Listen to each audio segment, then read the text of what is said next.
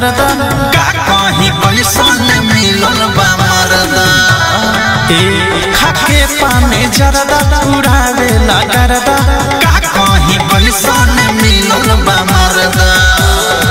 कि गोरे रगड़े पायल बाजे छन छना छन गोरे रगड़े पायल बाजे छन छना छन रखे हथियारवा के टन टन टन पलंग पर सुता के मारे दम दन दन रखे हथियारवा के टन टन टन पलंग पर सुता के मारे दम दन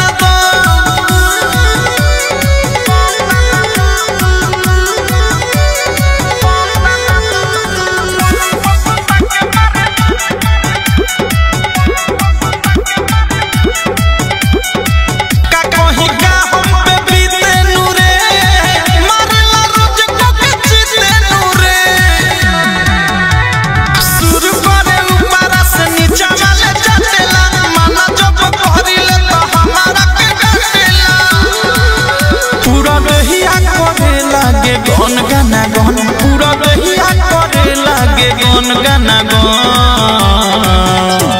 रखे हथियारवा के टन टन टन पलंग पर सुता के मारे दम दन दन रखे हथियारवा के टन टन टन पलंग पर सुता के मारे दम दन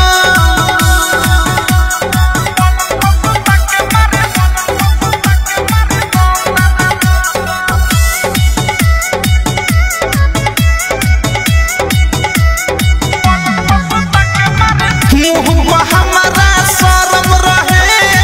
मुआ न मरदा गरम रहे सातों दिन में एको दिन करेला नया तर ठेहिया लगा के मारे देहिया बाबा प्रेमिया ओधस नीतीश रहे सन सना सन ओधस सालोक गोलू रहे सन सना सन रखे हथियारवा के टन टन टन पलंग पर सुता के मारे दम दन दन रखे हथियारवा के टन टन टन पलंग पर सुता के मारे दम दन दन खाके पानी जरदा उड़ावे ला करदा का कहीं पैसा न मिलल बा मरदा कि गोरे रगड़े पायल बाजे छन छना छन गोरे रगड़े पायल बाजे छन छना छन